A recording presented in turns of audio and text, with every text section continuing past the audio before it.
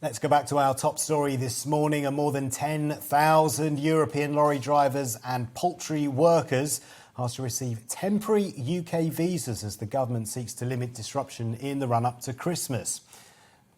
The government confirmed that 5,000 fuel tanker and food lorry drivers will be eligible to work in the UK for 3 months until the 24th of December. The scheme's also being extended to poultry workers. The Transport Secretary, Grant Shapps, said it would ensure preparations remain on track for the festive season. Well, Lembit Opik is the Director of Communications and Public Affairs for the Motorcycle Action Group and is also a former Lib Dem MP. Lembit, welcome to the programme. Really good to have you for joining us. First of all, what do you make of this sort of visa U-turn from the government? Totally inevitable. Actually, this has been a problem that's been brewing ever since Brexit happened.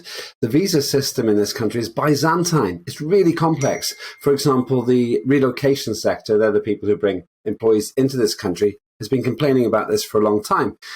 And what we've now got is an employee shortage in this country, but it hasn't really reared its ugly head big time till now. So we've got this other double whammy. We've got these fuel problems and we've got a shortage of HGV drivers. Why does it matter now?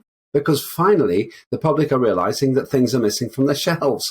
We operate what's called a just-in-time system, so you don't have loads and loads of stock around the back of the supermarkets. And that's why it has to be delivered quickly. We haven't got enough drivers. It is largely due to Brexit, but also because the visa system has to be reformed. So that's not a surprise. Can they do it? Well, it's just getting even more Byzantine now, because if you want to get into this country, say you're an HGV driver, and you can bypass straight into the fast track and come to the UK. So I'm not surprised it's happening. This is the beginning of an iceberg. Lembit, good to see you. Isabel here. It's being described, though, this temporary measure, this easing of visa rules, as the equivalent of throwing a thimble of water on a bonfire. You say it's inevitable, but does it go far enough? The reality is that it doesn't go anywhere near far enough. Now, back to this problem, this worked example. We've got a problem of employees in a specific sector. We're seeing the problem in supermarkets. That makes it uncomfortable for politicians because their constituents aren't getting the products that they want in the supermarkets. So you get this patch, if you like. You can come in if you're an HGV driver, but back to the problem of employees coming from all over the world.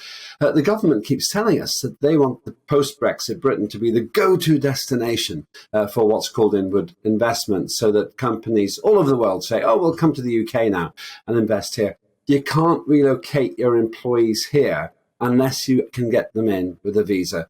Now, the relocation companies spend thousands doing this. But eventually, what's going to happen is the UK will just be an island off the coast of the rest of the European Union.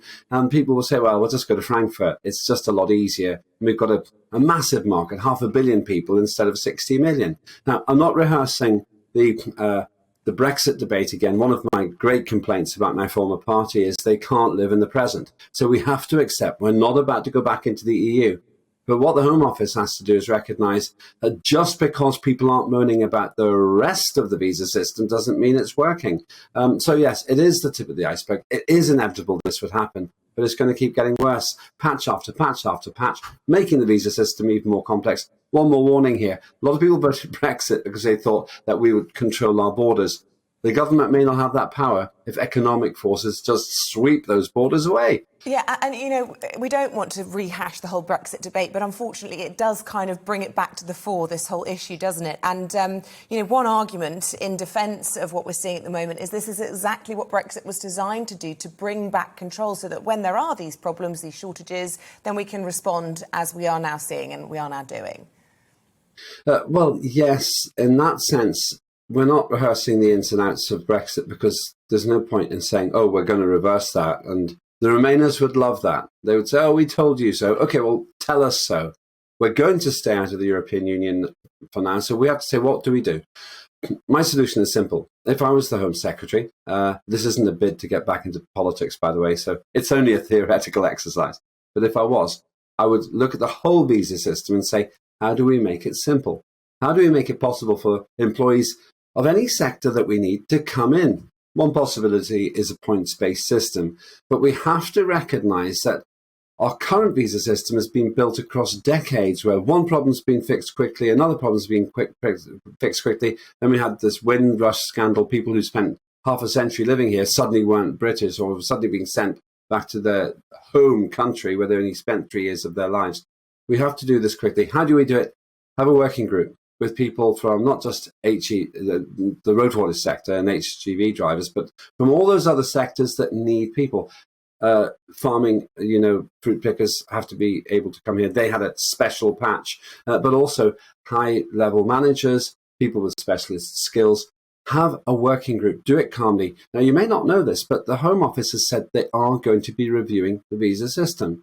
Well, that's great, but do it fast, but do it calmly, so that we don't end up in this situation every time there's one specific shortage that just happens to turn up on GBNews and other outlets, making the politicians uncomfortable. Patch and fix is a disastrous way to run our immigration policy, and will come back to bite the politicians if they don't do it in a more strategic way. Yes, if you're trying to be sympathetic towards the government, these are early days. After leaving the European Union, we haven't been long gone, and it takes time to iron out these teething troubles with things like the visa system to make it flexible and responsive to business, while at the same time training up British people to do these jobs. You can be sympathetic to the government, and they will give you a hug for that, I can tell you, because there aren't many other people who'll be taking that line, because they've had 9 months plus the run-up to Brexit. It wasn't a surprise that we left on the 1st I think it was 31st of January, actually. It wasn't a surprise. The fact is that you could see these problems coming. I used to work in a big multinational company. We used to move people around the world. We had to predict this stuff months or years ahead. If you moved somebody, you wouldn't tell them the day before. Sometimes you wouldn't tell them a few months before. So no, I don't accept that this is a big surprise. Also, it's not actually rocket science to fix this.